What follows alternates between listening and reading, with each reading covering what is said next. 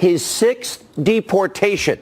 And believe it or not, his attorney is now blaming Donald Trump. We're going to explain how sanctuary city laws and policies killed Kate Steinle tonight. But first, the GOP is now on the verge of keeping one of their big campaign promises, a crucial tax reform vote in the Senate coming as early as tomorrow.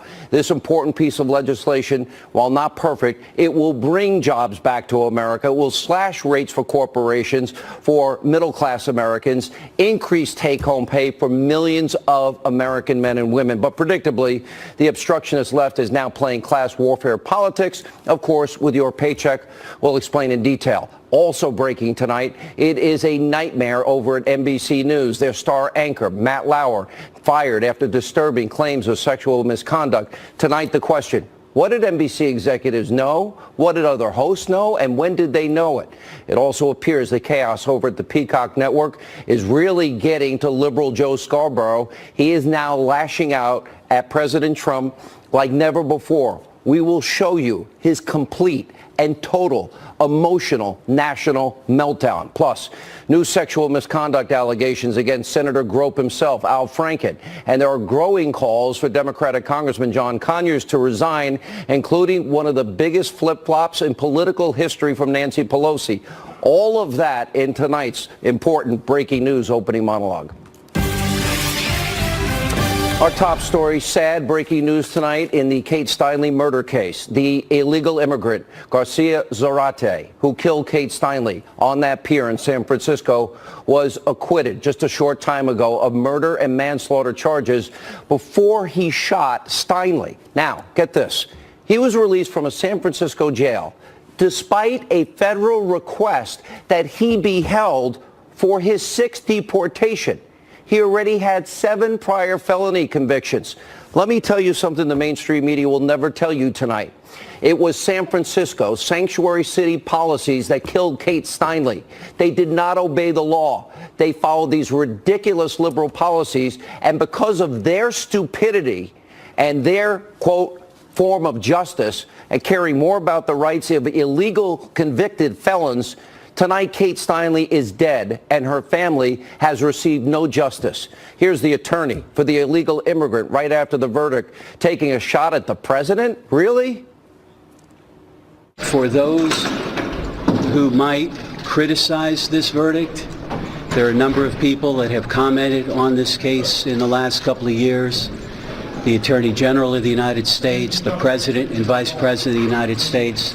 Let me just remind them that they are themselves under investigation by a special prosecutor in Washington, D.C., and they may themselves soon avail themselves of the presumption of innocence and the beyond a reasonable doubt standard. And so I would ask them to reflect on that before they comment or disparage the result in this case. I want to go through some of the details tonight, and we pay very close attention here. Now, this family of the Steinle family has been waiting more than 2 years for this justice. Now, Kate Steinle, she was arm in arm with her father on that pier. Here you have a guy, homeless at the time, claimed he found the gun with a piece of cloth under his swivel chair at a pier. And then he says he picked it up. He accidentally fired it. It ricocheted and hit Kate Steinle in the back. Well, we know a lot more about Mr. Zarate, and that is, in fact, that because he had little experience with his guns, is what his attorney was saying, but we did find out some other facts tonight. For example, he had been requested by the federal government that, in fact, he be handed over to federal authorities. They didn't do it. The reason they didn't do it is because of the sanctuary city laws that are in San Francisco. The same laws now that have been adopted by the governor of California, Jerry Brown, in this particular case. You look at his track record. You look at all of the deportations. You look at all of the felony convictions. Tonight, America has to ask a very important question. Tell us what good comes out of a sanctuary city law. People that never respected our laws and our sovereignty come into this country again and again and again and again and again, 6 times after being deported, after all those felonies, and an American young woman is killed with her father walking on a pier in San Francisco? We're going to have a lot more. Michelle Malkin joins us in a minute. Now, with a tax vote in the Senate looming, many are wondering tonight what tax reform could mean for their bottom line. Here are the statistics. As of now, this is important to every forgotten man and woman that voted in this election. This bill increases the minimum deduction to $12,000 for individuals, $24,000 for joint filers. It ends the individual mandate penalty under Obamacare. Thank goodness. It removes the alternative minimum tax. Additionally, the top marginal rate will be lowered. Not enough in my mind, 38.5%. Perhaps the most crucial part of this bill could be in the dramatic reduction in the corporate tax rates from one of the highest at 35% in the world to just 20%.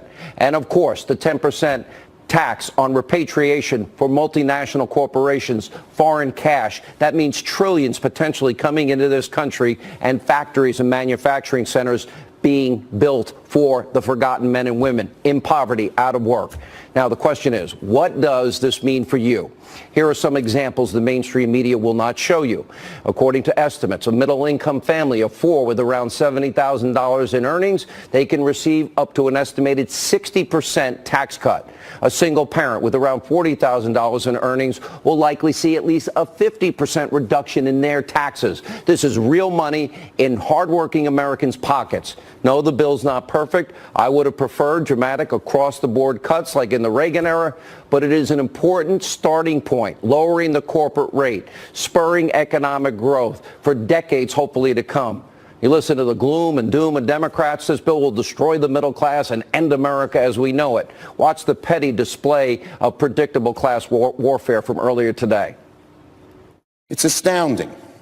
If the president and Republicans in Congress set out to pass a middle-class tax cut, as they claim, if that's where they set out, this bill completely misses the mark. They keep pushing it because it's a payoff to their big donors. If the Republicans ram this thing through, they're going to explode the debt. They're going to raise taxes on hardworking families. If the deficit goes up by $1.4 trillion, I believe without any doubt that the Republican Party will come down here to the Senate and go to the House and say, my goodness, we have raised the deficit, and in order to deal with that, we have got to cut Social Security, Medicare, Medicaid, nutrition, education, affordable housing, and every program that is important. You've got to remember, for almost a decade, those same people you see bashing this tax reduction, this tax reform, are the same politicians that gave us the, quote, economic wisdom of Barack Obama. But, you know, what about these Democrats? What they're not going to tell you is this. What happened under the Obama economy? They'll never tell you how bad it is. We told you during the last election, under Obama, the slowest economic recovery from a recession since the 40s. 11 million more Americans on food stamps, 8 million more in poverty, a home ownership rate at its lowest in 51 years, 50 million Americans in poverty, and an increase, as I said, of 8 million. And get this, Obama, the only president in history of this country never to reach 3%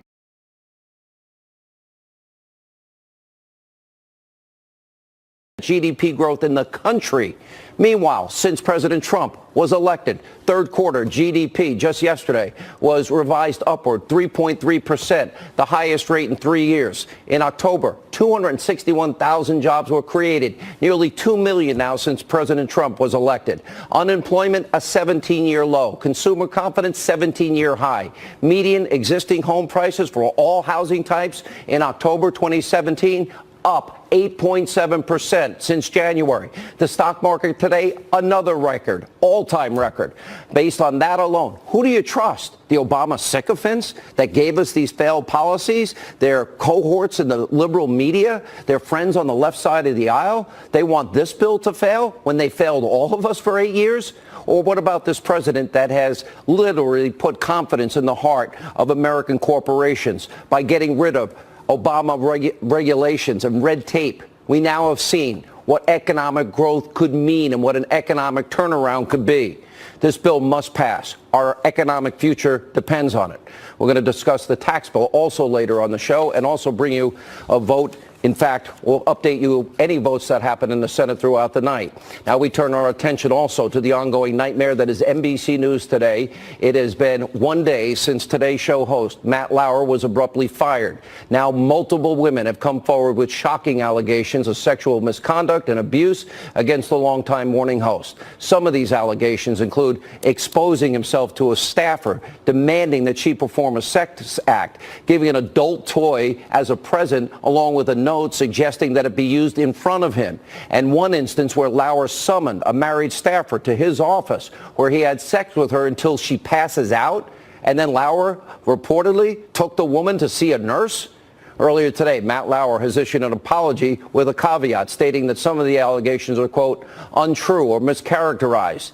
Now, more damning tape also surfaced indicating that Lauer's misconduct was going on for a long while and may have been an open secret at the Peacock network. Take a look at this clip from Lauer's former co-host, Meredith Vieira, where she talks about his in-office bag of sex toys. Watch this.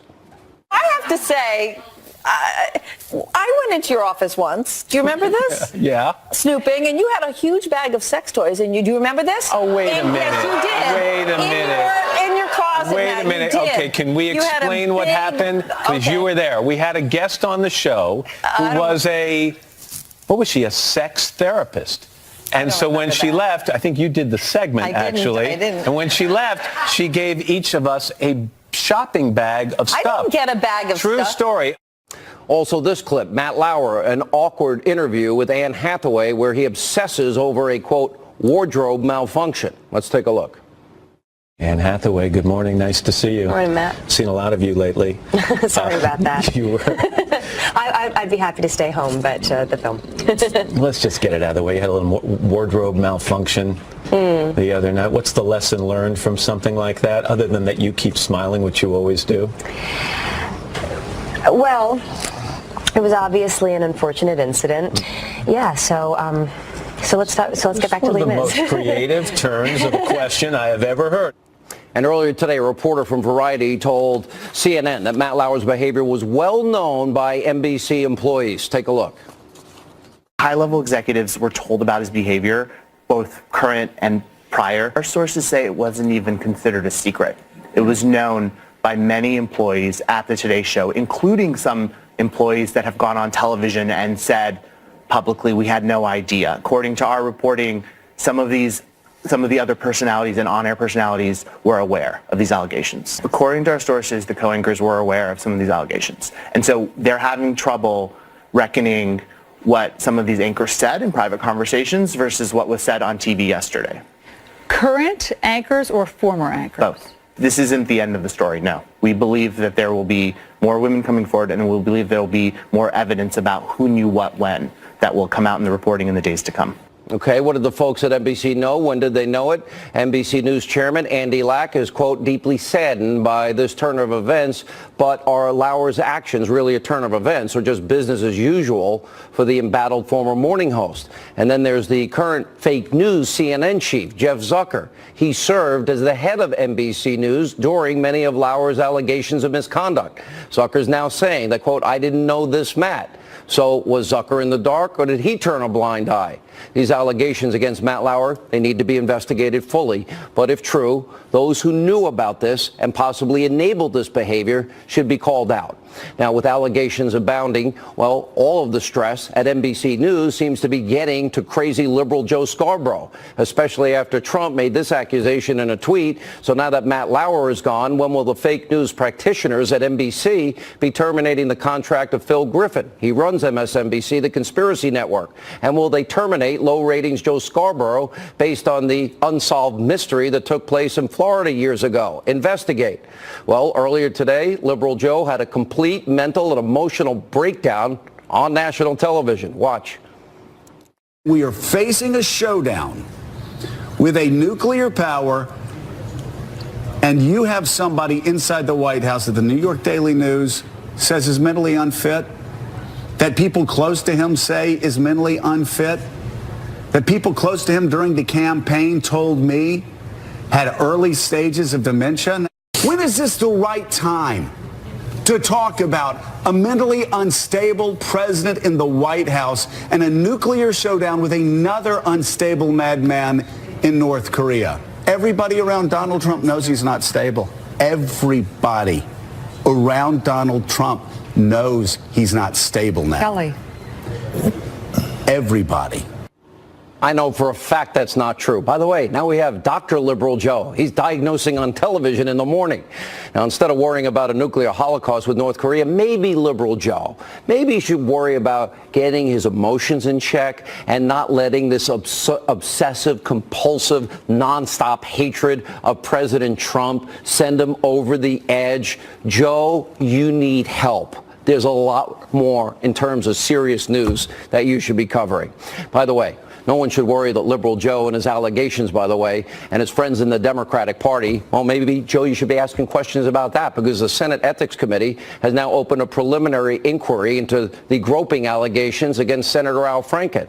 Now, this comes after yet another woman, an Army veteran, has come forward to accuse Franken of groping her during a USO tour in 03. And while Franken faces even more allegations, his colleagues in the House, well, John Conyers in particular, he's now facing growing calls to resign after multiple sexual harassment allegations and accusations, including involving a taxpayer-funded settlement. Even his longtime defender, Minority Leader Nancy Pelosi, she's miraculously now done a complete 180. Today, she's now calling for Conyers to step down. Watch this. The allegations against Congressman Conyers, as we have learned more since Sunday, are serious, disappointing, and very credible. It's very sad. The brave women who came forward are owed justice. I pray for Congressman Conyers and his family and wish them well. However, Congressman Conyers should resign. Remember, this comes less than a week after Nancy Pelosi defended Conyers, called him an icon, talked about due process. I guess now she suddenly remembered that she considers herself a champion for women's rights.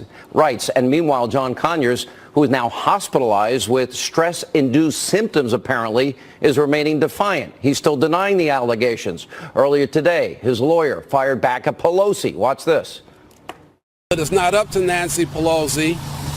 Nancy Pelosi did not elect the congressman, and she sure as hell won't be the one to tell the congressman to leave. We'll have more on these Democratic scandals that are plaguing them later tonight in the show. But first, we have a lot more on our top story. Kate Steinle's killer found not guilty, now walking free. Kate Steinle, killed back in July of 2015, walking arm in arm with her father on a pier in San Francisco, shot and killed by an illegal immigrant, Jose Garcia Zarate. This man had 7 prior felony convictions, 4 involving narcotics. This was his facing of a 6th deportation at the time he shot and killed this innocent woman. This illegal immigrant said he accidentally killed her. He said it was an accident that the bullet ricocheted off the concrete and hit Kate Steinle. His lawyer says he found the gun just moments before he shot her. And it gets worse. He says his client had never fired a gun before and got scared after it went off. What did he do? He threw it off the pier, and they found it the next day. And as I said at the top of the show, sanctuary cities tonight, those that support them, they are to blame for the death of Kate Steinle. With reaction now, host of Michelle Malkin Investigates.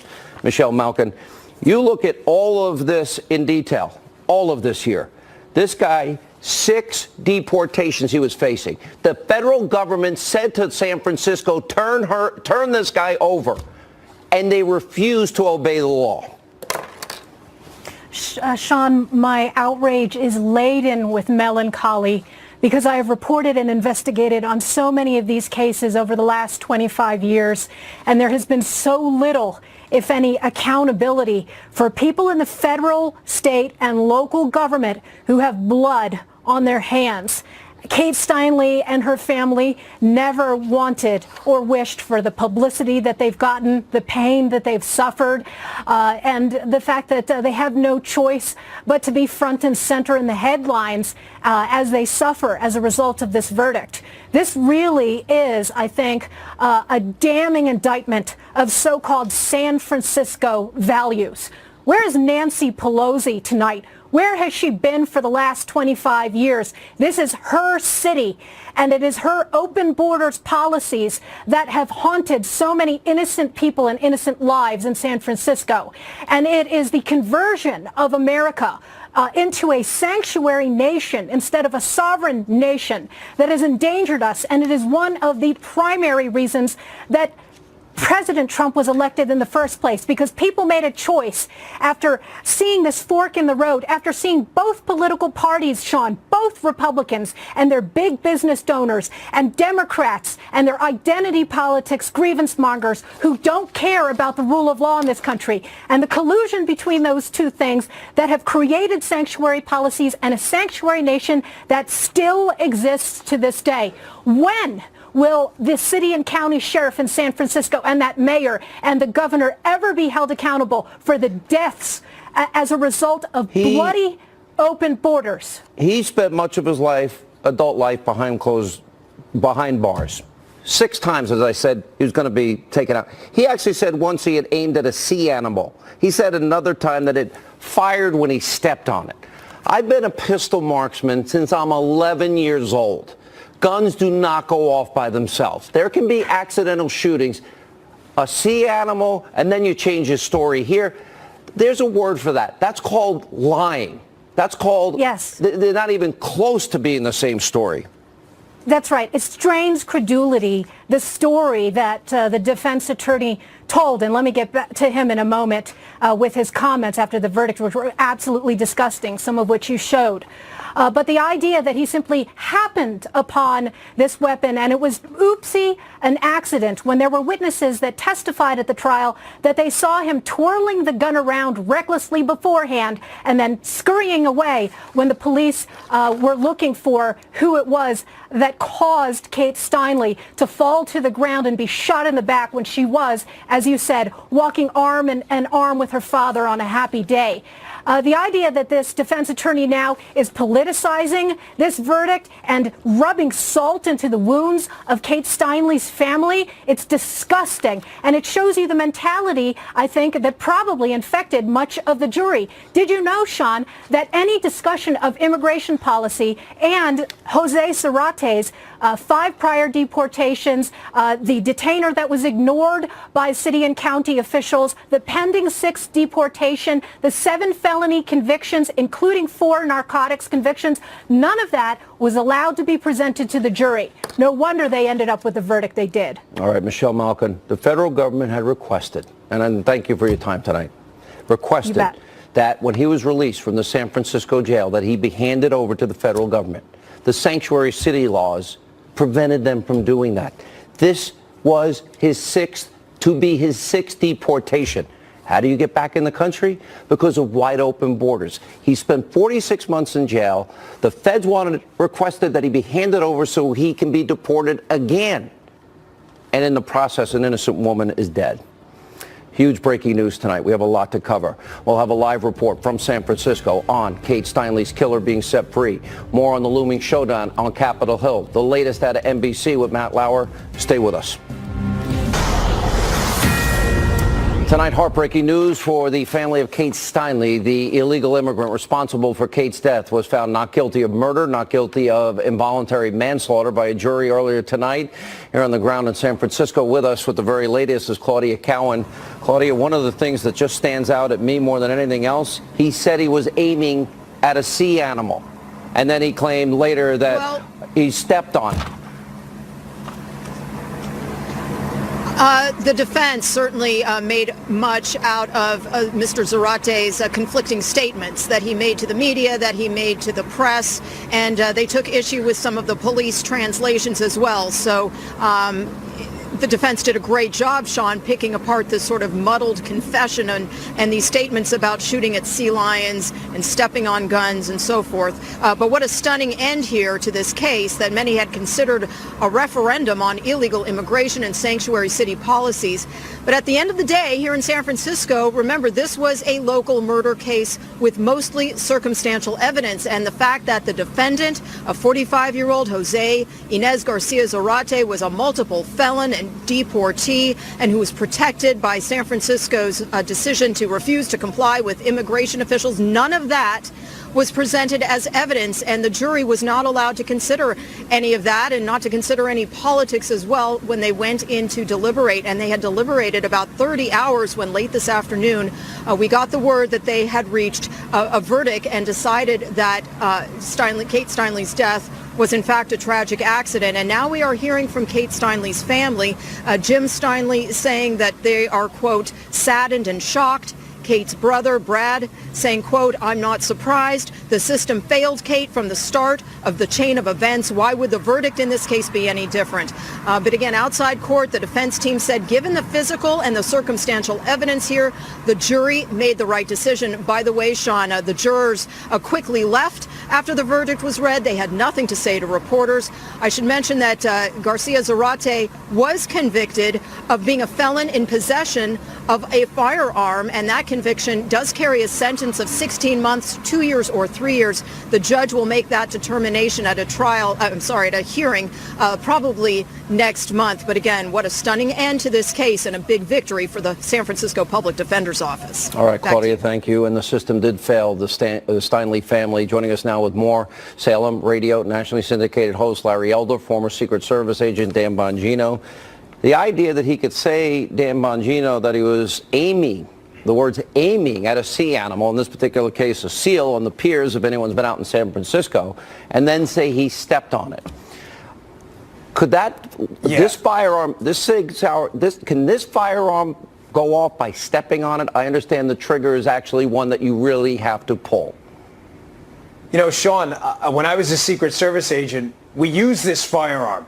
This was now we had a different variation of the round. This was a 40 caliber round. We used a 357 SIG, but this was a Sig Sauer 40 caliber handgun. And the short answer for you is, hell no. It can't go off by stepping on it, and it's certainly not going to go off by fiddling with it in a shirt like this guy. So you actually have to put some force into depressing the trigger. Folks, this is a complete travesty of justice, this case. Clearly, San Francisco told the world tonight that justice isn't blind. In San Francisco, it's political, and this is a complete travesty and an outrage. Larry, this was supposed to be this man's sixth deportation, sixth.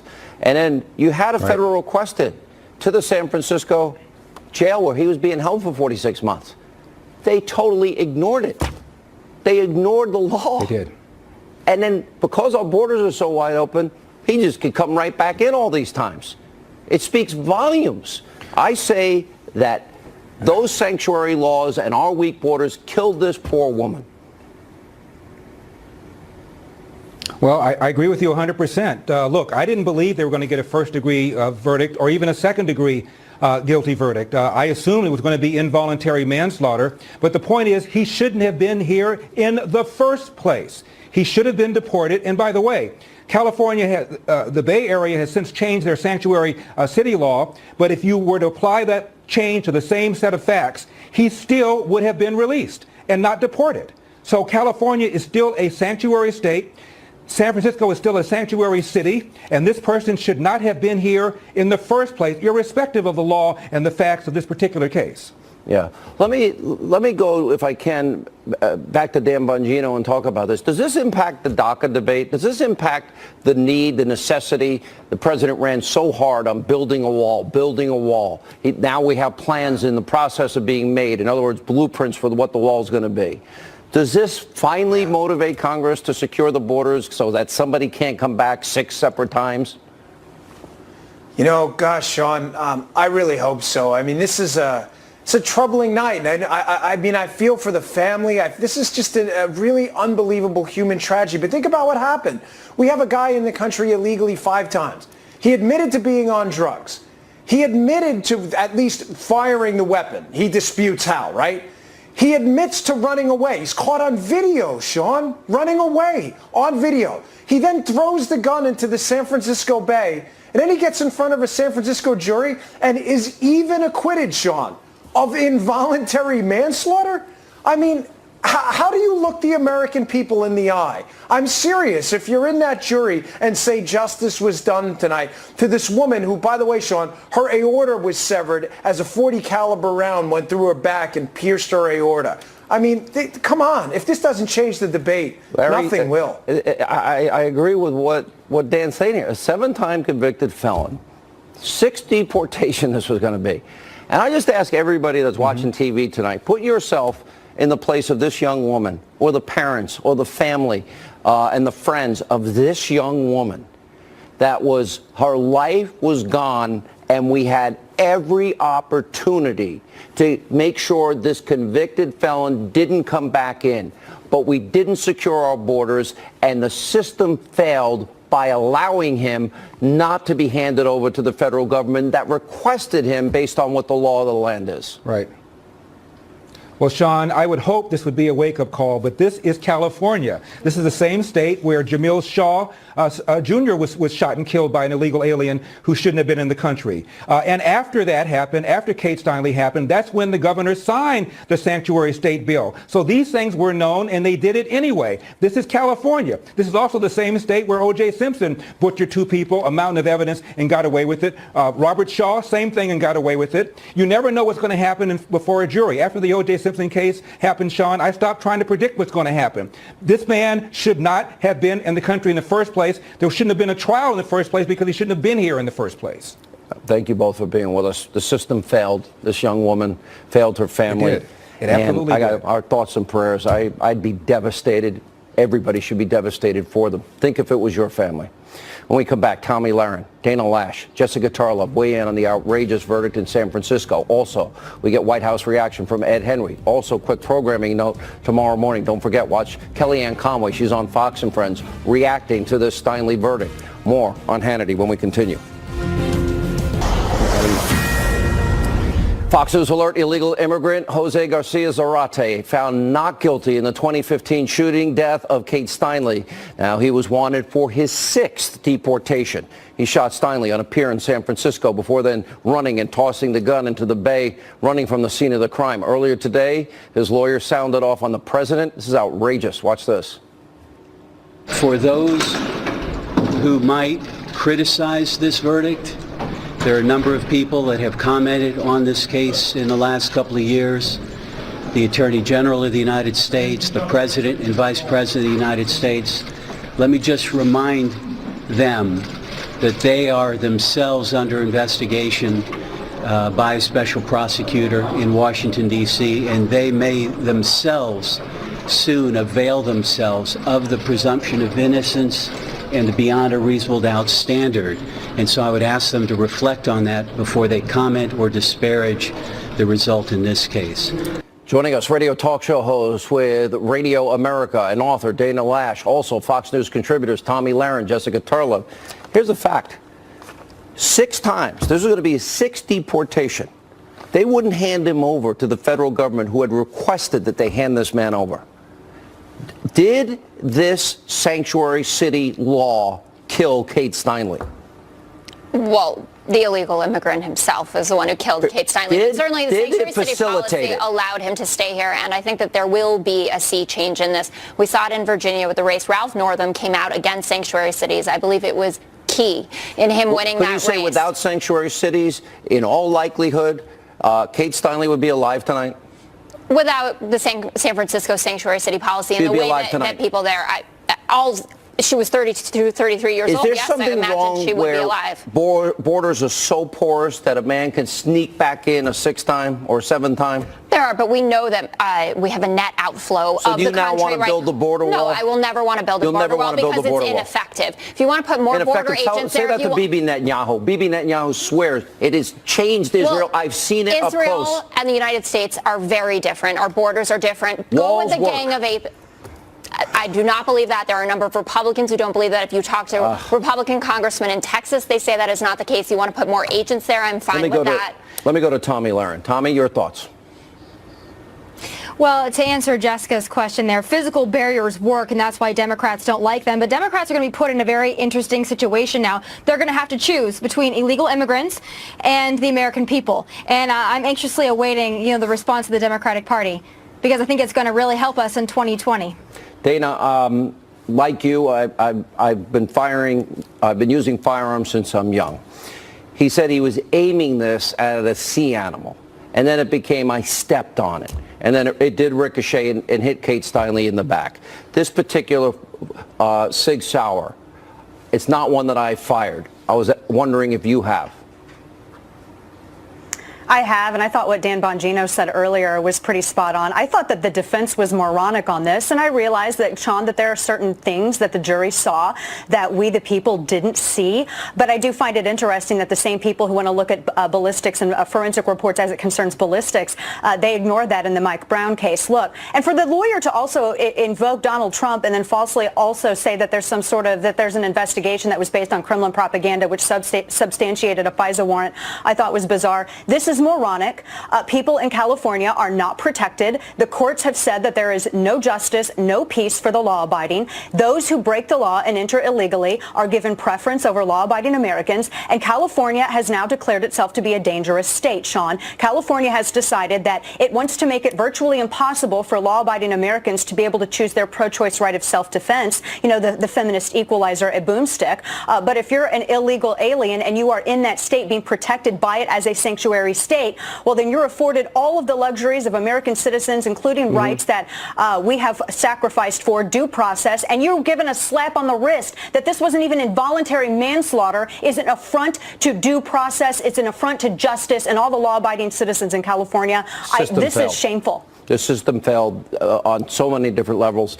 If I'm President Trump tonight, I'm saying no federal dollars to any city, any state like California that says, and you just said to me, you agree, sanctuary city law wasn't in existence, this girl would likely be alive tonight. So my question is, why should the federal government give 1 penny to any city that doesn't want to obey the laws of this country? I think that all sanctuary cities should cooperate with ICE officials. And if they don't, should we not give them federal dollars? That's a whole other debate, and I'm sure the president will be tweeting about this. Give me a reason why we should. If I'm President Trump, I'm saying not a dime to these cities. Well, there's a lot that money gets used for, that it's not just for sanctuary city policy. Too bad. If you're going to allow criminals, seven-time felons. Mayors in sanctuary cities all over this nation are paying attention to what happened today, and I believe they will change going to hold my breath. Be more cooperative. And that's not going to bring back Kate Steinle, is it? No, it's not, and it's an absolute tragedy. We've been saying that from the beginning, but that doesn't mean that you're going to get the 11 million illegal immigrants who are here out of the country, that you're going to get rid of a policy that a number of Republicans have backed, including Rudy Giuliani, who said that we need to make sure that people can come out of the shadows to cooperate with law enforcement. Let me go to Tommy.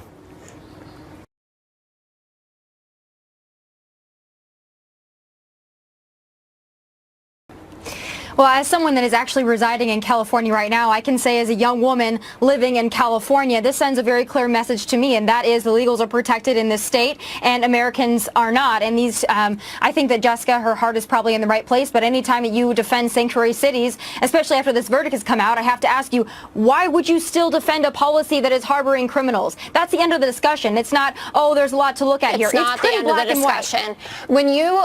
When we have a national tragedy, and we have Dana on the panel who's a firearms expert, when we have a mass shooting, we don't say we need to take away all the guns because someone misused Liberals do all the time. They don't say we take away all the guns. We want responsible gun reform. 94% of Americans want. I have to interject. Well, please. You know, law-abiding Americans are always blamed for the actions of criminal thugs like Zarate, this individual who murdered Kate Steinle. Law-abiding Americans who are Second Amendment practitioners are constantly blamed for the actions of repeat offenders like this illegal alien. But yet when the illegal alien does it, oh, it was an accident. He meant to shoot a SEAL. If only law-abiding Americans got as much courtesy and were afforded that as much as this individual was. It's never going to happen. But now you can understand why so many law-abiding Americans are so disgruntled at this. I got to let you all go. Sad night.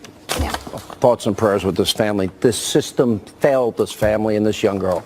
Ed Henry, next from the Capitol, will give us an update on 3 big stories. Also later, the war on the Trump women has reached an incredible, unbelievable new low. Ivanka Trump, the First Lady Melania Trump, they are owed major apologies. I'll explain. All right, Ed Henry following 3 big stories from the Capitol tonight as we get to other news. Ed, what's going on? To see you. A tough statement just in from the Attorney General on the Kate Steinle verdict. Jeff Sessions saying in part that cities choosing to put, quote, criminal aliens to the streets rather than turning them over to federal immigration authorities put the public safety at risk. I can tell you Republicans I've spoken to on Capitol Hill tonight are already saying this verdict could give the president new impetus to push his get tough policies on illegal immigration, a key part of his agenda. Another key part of that agenda, of course, tax cuts. The president got good news today when John McCain said he will support them. Remember, McCain sunk the president's push to repeal and replace Obamacare. His support on taxes makes it very likely the president will get a victory on that as early as tomorrow. The president has already been touting a stock market that has been on fire lately. The Dow today seeing its 63rd record close of the year, could be going even higher. And when you see the details in this bill, for example, the corporate tax rate will be dropping from 35% to roughly 20%. And on the personal side, there have been claims that this helps very few people. But the Joint Committee on Taxation just put out a new report saying 60% of U.S. households will get a tax cut. 8% approximately will pay more. Now, Democrats jumped on that same study, that committee saying that the economic impact will not be very strong and that this will strongly increase the deficit. Republicans pushing back on that today, saying that they are undercounting the impact on the economy. That will be hashed out tomorrow with a likely final vote in the Senate on Friday. Bottom line, the other big story tonight, reports out of North Korea that the North Koreans may, Sean, be willing to negotiate about its nuclear weapons program. That is a bit of a surprise. Remember earlier this week that missile launch suggesting that North Korea could reach various U.S. cities. There are nuclear experts tonight saying this may be a sign that Kim Jong-un just wants to show that he has a deterrent, but doesn't want to actually use those missiles and weapons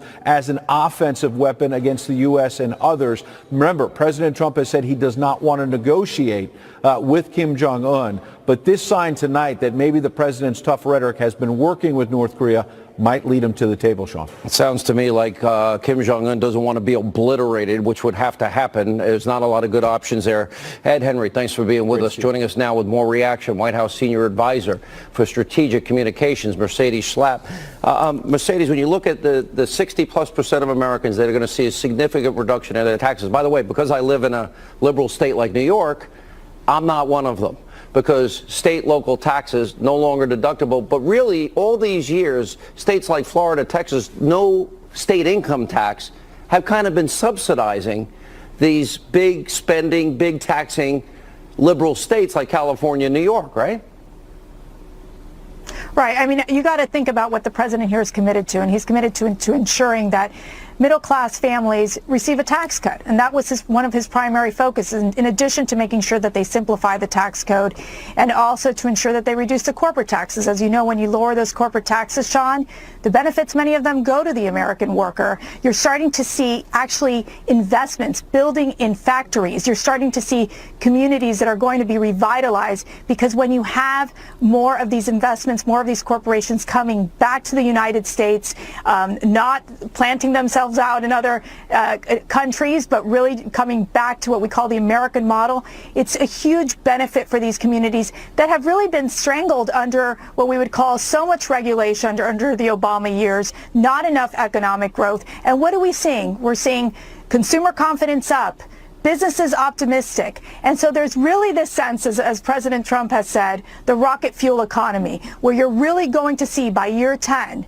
the GDP between 3 to 5% growth. That is real economic growth. That is real results. I've got to imagine the president who ran so strongly on the issue of securing our borders and sanctuary cities. And by the way, Kate's law was passed in the House, one of the many bills that haven't been taken up in the Senate, about 300 of them. And I hope this tax bill becomes a wave of work now, and maybe a sense of urgency by McConnell and company. And I ask you this, I can only imagine this is only going to fuel the desire of this country to protect innocent people here. With this being a sixth deportation, they requested the turnover. He was in custody. Open borders allowed him back in every time. Well, I got to tell you, I remember when President Trump during the campaign said, "Where's the sanctuary for Kate Steinle?" I mean, let's think about that, Sean. I mean, this is an important moment right now where we are outraged by what we are seeing. Obviously, what we have noticed is the fact that there is this incredible need for the end of sanctuary cities. This is something the president has pushed through in his principles on immigration, and it's something that he's focused on, as well as in closing the loopholes and ensuring that we're going to enforce our immigration laws. This is incredibly important, in addition to border security.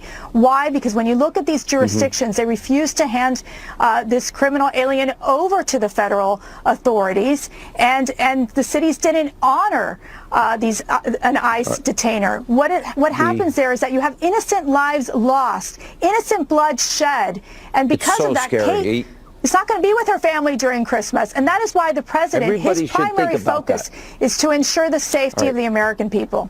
I got to let you go. Congrats on the new position, by the way. We appreciate it. When we come back, the media stoops to a new low,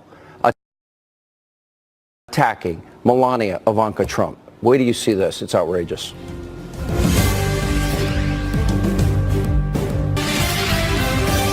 All right, before we go tonight, I got to highlight just how the media is yet again stooping to new lows in their attacks against the Trump family, and in particular, Ivanka Trump, the First Lady Melania Trump. Let me explain.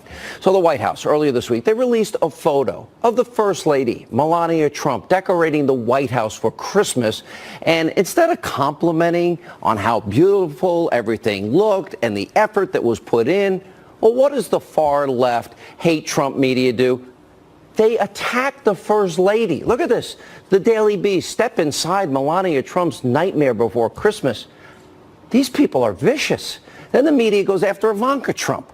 Check out this social media headline from Newsweek. Ivanka Trump, get this, plagiarizes one of her own speeches in India. You dopes, you can't plagiarize herself, your own speech. You know how many speeches I give? I give the same jokes at a lot of them. I plagiarize myself. You people are so dumb. We'll never be fake news, destroy Trump. We're fair and balanced. Laura Ingraham with her baby picture standing by. Did you bring it? No, I didn't bring it. No, I'm going to do it. I'm going to do it tomorrow. All right, tomorrow. But too you know, many I am serious so things. angry over this tragedy, how the system failed this Steinle family. I know you're angry too. Yeah, we're going to be all over it tonight, Sean. Thanks so much. Right, have a good show. And good evening from Washington. This is the Ingraham Angle.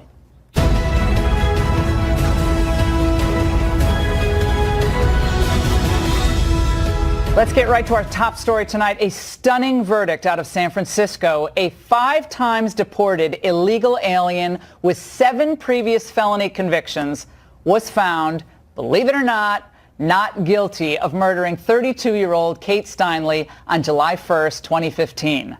Now, the jury did find Jose Inez Garcia Zarate guilty on 1 count, being a felon in possession of a firearm. The not guilty verdicts on the homicide charges came despite the fact that Mr. Garcia Zarate both admitted to shooting Ms. Steinle and to coming to San Francisco to take advantage of its sanctuary city policies. Now, remember, Garcia Zarate had been in the custody of San Francisco authorities until April of 2015, but then they released him without notifying ICE, of course, blatantly ignoring a detainer request. Despite this fact, his attorney had the gall tonight to say that the case had nothing to do with illegal immigration. I believe today is a vindication for the rights of immigrants, that today we have to reflect, all of us, on how we talked about this case in the beginning and how this swarm of reflection and reaction on the base of what I believe to be the racial dynamics of this case. Nothing about Mr. Garcia Zarate's ethnicity, nothing about his immigration status, nothing about the fact that he is born in Mexico had any relevance as to what happened on July 1st, 2015. Oh my God, I can't even believe those words were said by that man. It is breathtaking on almost every level. And almost wrong on every level. Joining us now for reaction to try this, sort all this out, is Michael Wilds, who's an immigration attorney in New York City, and in San Francisco, Harmeet Dillon, an attorney, a Republican strategist. She focuses on a lot of civil rights cases. She's a litigator. Harmeet, let's start with you. When this came across my phone tonight, I actually got choked up. I got choked up for the Steinle family and for every American family who's been brutalized at the hands of criminals who should have never been in this country in the first place. Your take. Absolutely, Laura. I mean, as a citizen of San Francisco, I was tremendously disappointed, not to say ashamed, of my city and that jury today, the verdict that they gave. You heard the political rhetoric coming out of the attorney there, Matt Gonzalez's mouth, and despicably conflating this criminal illegal alien who has several times been deported from this country with law-abiding immigrants like myself and other citizens of this city, and as if we have no rights at all. And this is really an example of the city of San Francisco's rolling out the red carpet for illegal aliens, and this is the logical net result of that. Michael, I want to go to you on this. He said this verdict has a lot of relevance. It vindicates the rights, essentially, of the undocumented. So is the message today, if you're an undocumented immigrant, you are deported 5 times, you can come into the United States, shoot someone, and get off on all murder charges? Is that part of the message today? Because that's what happened. No, sadly, Laura, I join you and everybody this evening for the sad loss for the Steinle family and what looks like justice not being served. I happen to be a former mayor and a former federal prosecutor myself, and there are multiple truths and theaters that happen here. This, sadly, although a terrible event, is an isolated event and a pure result of a poor prosecution by a state court prosecutor who did not succeed in bringing home a guilty verdict. The prosecution didn't succeed in it, just like immigration didn't succeed in stopping this man here. But for ICE's poor presence on the border or poor ability to do this, this young lady would have been alive. And today we cannot scapegoat immigrants or immigration or refer to these individuals all by one big sieve as people that would cause Americans harm. Let's not forget, unless you're an American Indian, we all hail from immigrants. Okay, yeah. Michael, don't spare me well, hold on, Harmeet. Michael, I'm sure you're a very talented lawyer. I was one in my day. But for you to kind of spout out the cliches about we're a nation of immigrants, we have a dead 31-year-old girl right here, and we had an illegal immigrant, whose San Francisco refused to hold on an immigration detainer in sheer defiance of federal law, which is supreme over state law when it comes to matters of immigration. Laura, that is an outrage to all Americans. They did not hold him. They should have held him. When he was removed from the country, you bet he shouldn't have come into this country. So, Laura, but for people like you who stand up for these criminals, when Americans are being brutalized and immigrants who are legally here are being brutalized, frankly makes me sick to my stomach tonight. Laura, Harmeet, go, and then Michael, you respond. Let Harmeet respond, then you go. I'm in no mood for the cliches tonight. I got to tell you that. So Garcia Zarate pulled the trigger, but let's be clear, blood is on the hands of the politicians in San Francisco who have made the sanctuary city policy the law and kept all of us unsafe for a long time, and also on the hands of the Obama administration, which did not enforce our borders for 8 years. And one of the reasons that President Trump was elected into office was his promises to seal that border and keep us safe. And frankly, now our entire state of California, thanks to our governor signing the bill earlier this summer, is a sanctuary state. So every citizen in California can look forward to this type of situation occurring if we don't protect our borders. It's really past time for us to do that in this state. Michael?